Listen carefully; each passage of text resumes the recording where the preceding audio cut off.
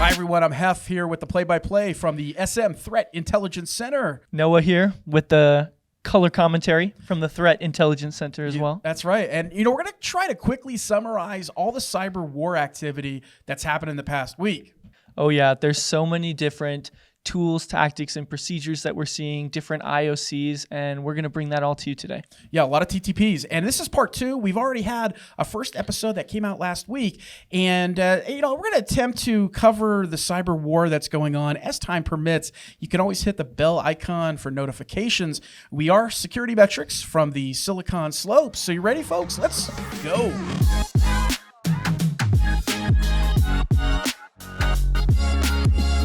All right, the first thing we want to talk about right now is this phishing email that's going around. So really good cyber awareness perspective. This email has been going out. It's basically what, Noah? What are we seeing here in this example? So this attack involves an email claiming to warn users about account hacks coming from Russian-supported groups.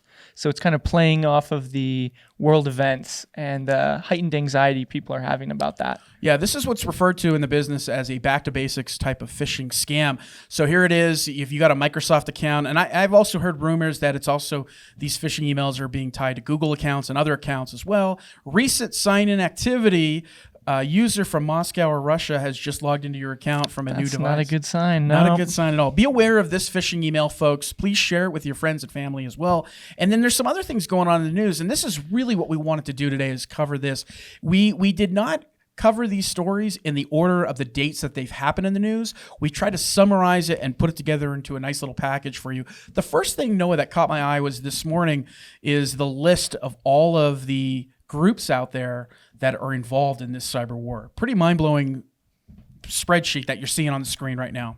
Oh, yeah. It's groups from around the world on both sides, targeting each other, targeting infrastructure in Ukraine and Russia, trying to get an edge on the battlefield and in this war. Yeah, what calls my mind here is all the different tactics and techniques. It's not just the normal DDoS stuff, the normal hacking of websites, and the normal data breach stuff, Noah. We're seeing stuff like hacking of radio systems and hacking of television networks and stuff like that. We typically don't see that.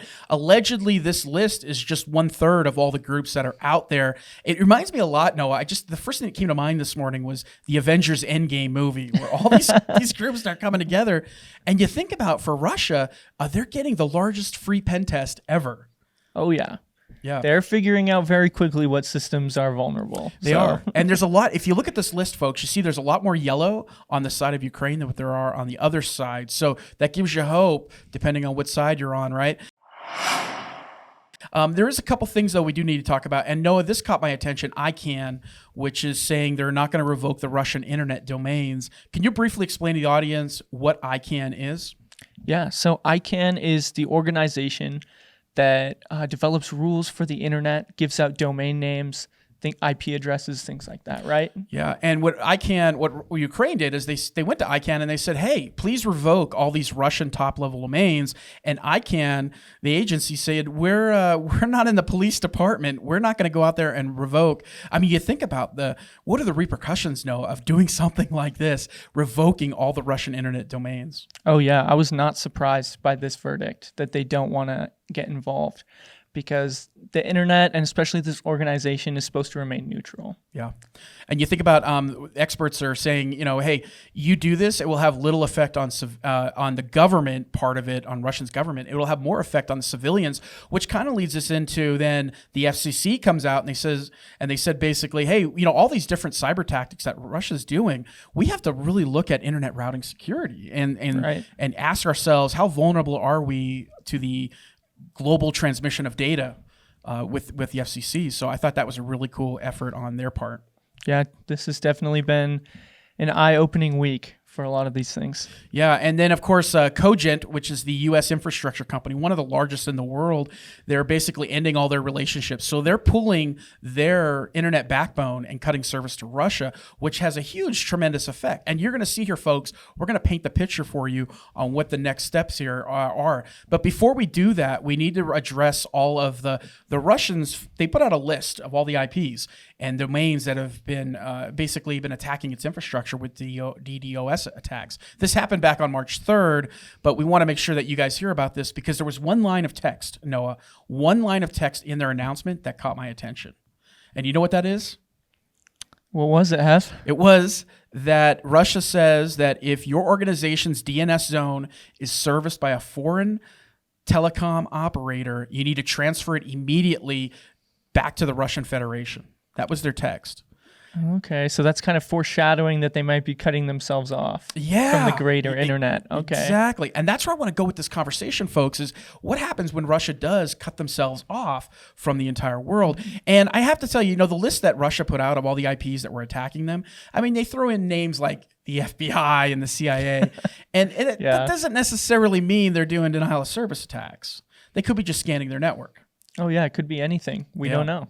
But the retribution from all this, folks, is on Tuesday, March 8th, there was a huge denial of service attack against the U.S. infrastructure, and a lot of stuff was tied to AWS. You had mentioned something about it being tied to an API, one API in particular? Yeah, from what I understand, there was an API that I guess had some issues or something, and that's about all we know. Yeah. Poor Noah came into work the other day. He's like, my Spotify's not working, man. Yeah, how am I supposed to drive to work without my music? Yeah. But folks, this is a good call out here, right? Downdetector.com is the website you want to visit. You see a screenshot of it up on the screen right now. Downdetector.com. You can go and see which sites are having outages, which sites are being hit with DDoS, and it gives you a good idea. You're not sitting there wondering who's out, who's not. Going a step further now into this story, and again, if you're still with us, try to understand that what happens when Russia does this and completely disconnects from the global internet. Now, we do know that back in June and July of last year, they did a test experiment where they disconnected, and they found that we can survive. We can survive that the connection's not there. So what the alleged word is that on March 11th, all servers and domains must be transferred to Russian zone. So that's a huge amount of data, a huge amount of companies that have to now register .ru in Russia. Yeah. It's a huge undertaking to make that happen. So what happens then? No later than March 11th, all servers, domains must be transferred to the Russian zone. Again, we haven't seen this a lot in the mainstream news media, so we're not here to speculate. But if this does happen, Noah, what is the repercussions from something like this? Something like this would prevent Russian people from reaching websites in the United States. From what we've seen with Russia monitoring the internet, trying to police people on the internet to block out information that they don't want to come to light, this would really help them with that, which would be very unfortunate. Now, from the cyber perspective, though, it makes it a little bit easier for us. We could just simply go in and block .ru domains. Right. We can go in. We can go in and do GeoIP rules. Yeah, to block that stuff. I did find it interesting that I believe it was yesterday, Lumen Technologies. They also operate a very large internet backbone. They handle a significant percentage now of the world's internet traffic. Basically saying, hey, we're going to stop routing traffic from any organization based in Russia. So that's a huge deal, folks. Wow, yeah. Another story that hit the news, this happened just this recently on Friday, March 4th, is all the massive cyber attacks against satellite internet service providers. And we're not just talking about Starlink, which we talked about in our previous broadcast, the Elon Musk satellite service, but Viasat, Eutelsat, they have tremendous amount of subscribers all across Europe. 5,800 wind turbines, which rely on satellite internet service, were knocked out. 9,000 subscribers of Viasat, 40,000 subscribers of Eutelsat. A huge amount of people that depend on this internet backbone, satellite internet, not working. So unbelievable stuff. There is of course a lot of Russian news sites offline. Here's a great screenshot. This came from the anonymous Twitter feed. It's awesome, folks, to follow that Twitter feed.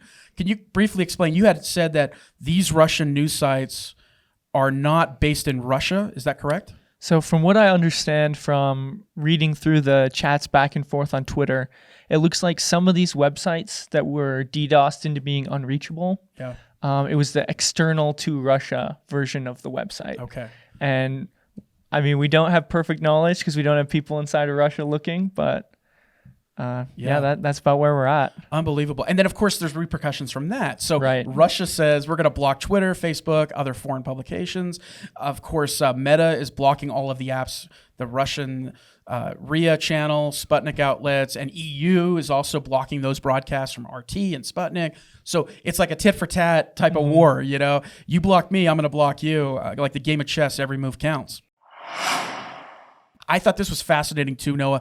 This Anonymous put out a site for all of the, have you looked at this? All the Russian cameras they've been able to take control of. Over 400 plus Russian cameras, they have a website you can go to. Yeah, this is really interesting. So these are all cameras within Russia that were hacked, and the feed is put onto Anonymous's website with some information.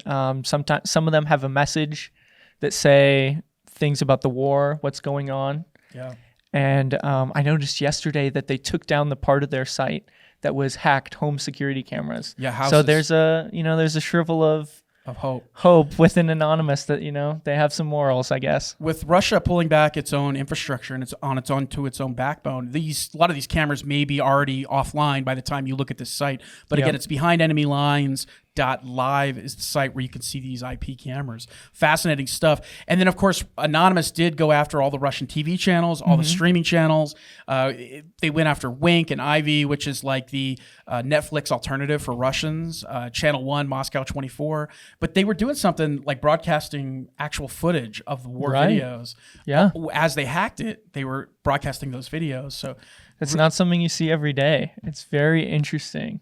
Yeah, and Anonymous is claiming that they have hacked all state-owned TV channels in Russia. So huge deal. You can actually go on the Twitter feed and see what some of these hacks look like. If you go on the Anonymous Twitter feed around the dates around March 6th, and you can see some of that footage. So fascinating stuff. A lot of other efforts out there too to help the people in Russia. So with this great Russian firewall, Anonymous has put out tools to help bypass the Kremlin's blackout and being able to, if you want to text somebody that's in Russia or have them text out, there's tools available for folks to do that. So as of right now, and these again may go offline as well.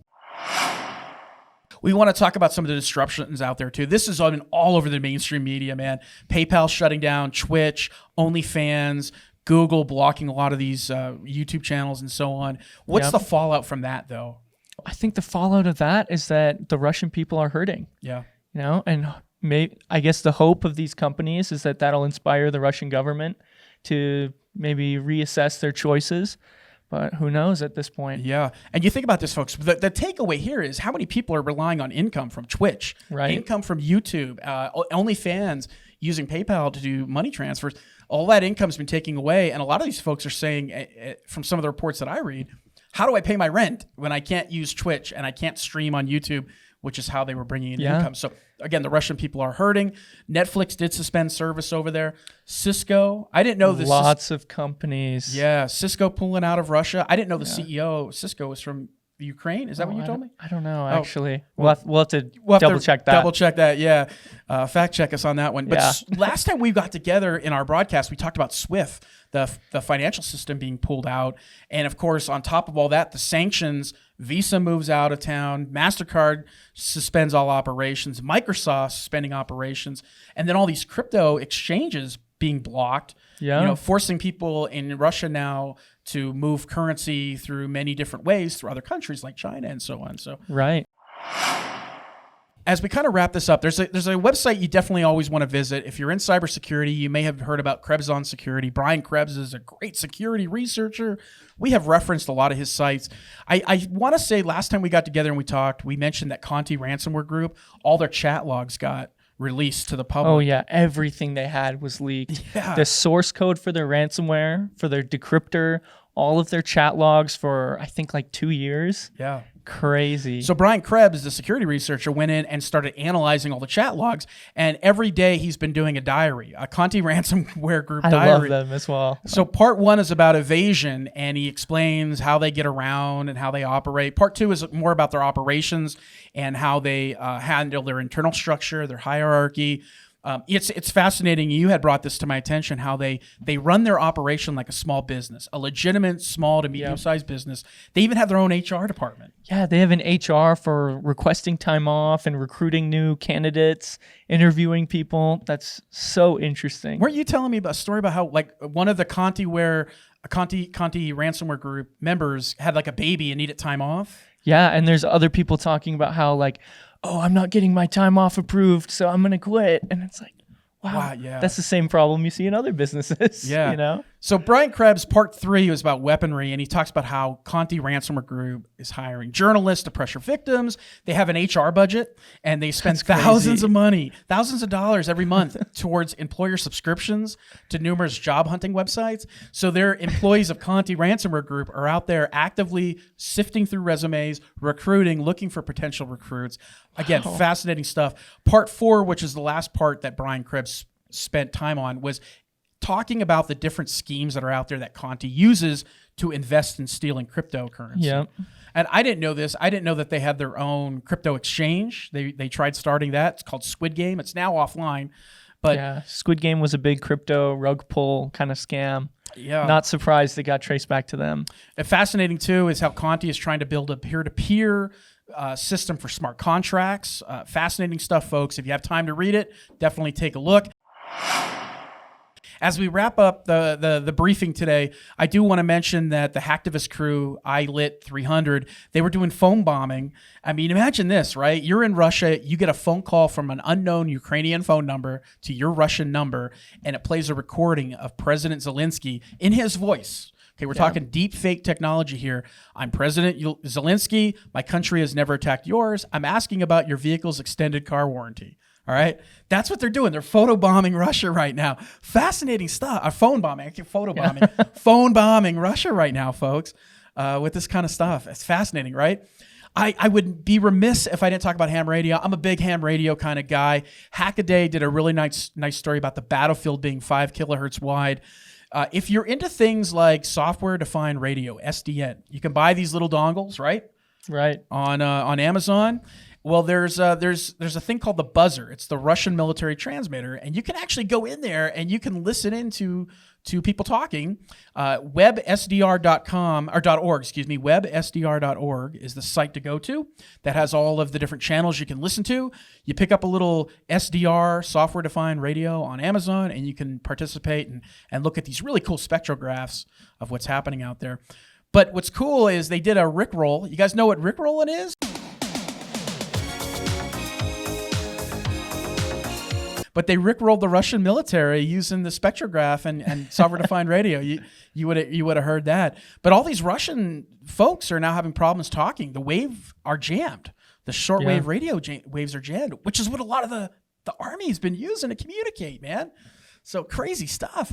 And then they knocked down the 3G towers. The Russian Army came in and knocked down the 3G towers, the cell towers.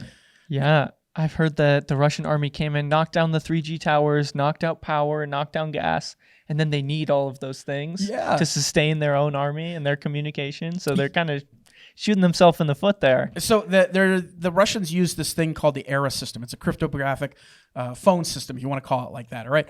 So they knocked down the 3G towers, which is what the ERA system needed to operate on. So now they have no all their communications is insecure. All their phone systems are insecure as well. You can actually see this stuff on Anonymous's website. They've included audio that you can listen to. I thought this was interesting too as we kind of wrap this up. We're talking about Hawkeye 360. They detected they are a geospatial GPS type of firm, and they detected for a couple of weeks before the invasion a lot of jamming, GPS interference, GPS jamming. Fascinating stuff, folks, when you talk about how to stop a war or how to prepare for a war and see it before it actually happens. Of course, SpaceX is shifting resources to prevent the Starlink jamming that's been going on. Anonymous offering $52,000 in Bitcoin for a tank. Right. Not a bad price, huh, buddy? No, not at all. It's pretty affordable in this used car market, right? Yeah. Great video of showing Ukrainian farmers stealing Russian vehicles and, of course, buying a tank on eBay. I don't know if that's going to be allowed or not. It's, they may not allow that. But heck yeah, unbelievable, right? And Ukraine said you don't have to claim seized tanks on your taxes. Yeah. So, no income tax on that. No income tax. As we wrap this up, though, talking about the attacks, and there's been a ton of attacks, both sides going at each other. What they're going after and knocking offline are resources that support the war. So if it's related to energy, if it's related to power, gas, oil, communications, that's the kind of stuff that you're seeing breaches of. And Hive in the news, Hive, a ransomware group, they went after Romania's largest oil company, which is called Rompetrol, excuse me. Do you remember what they were from? Do you remember who Hive was behind? No, who's Hive behind? They were behind the attack on the Memorial Health system. Oh, wow. That's a big one. Yeah. So Hive was behind this breach of Romania's largest oil company. On the other side of the house is Yandex, which had a data breach courtesy of Anonymous, I'd assume. Yeah. Anonymous. Yandex is kind of like the Yahoo of Russia. That's the best way I can try to describe it. That is a good way to describe it, yeah. This really does put a damper on folks. You know, if you're a Russian soldier and you're in the front line trying to communicate back home and you're using Yandex tools and their search giant, you're not able to do that. As always, folks, we hope you enjoyed today's presentation. We'll try to do more of these as the stories come up. We'll try to give you a great summary of the cyber activity that's happening over there in Ukraine and Russia, largest cyber war we've ever experienced. As always, the links, you can get them in our weekly threat intelligence email. You can subscribe to that on our website. You can also, if you want to get a notification, there's a bell icon. It'll tell you when we upload the next episode. And as always, please subscribe, leave a comment, tell us your thoughts. Show us that you appreciate the work that we put into this. It means a lot to us. It'll keep us going here. And as always, thank you for joining us.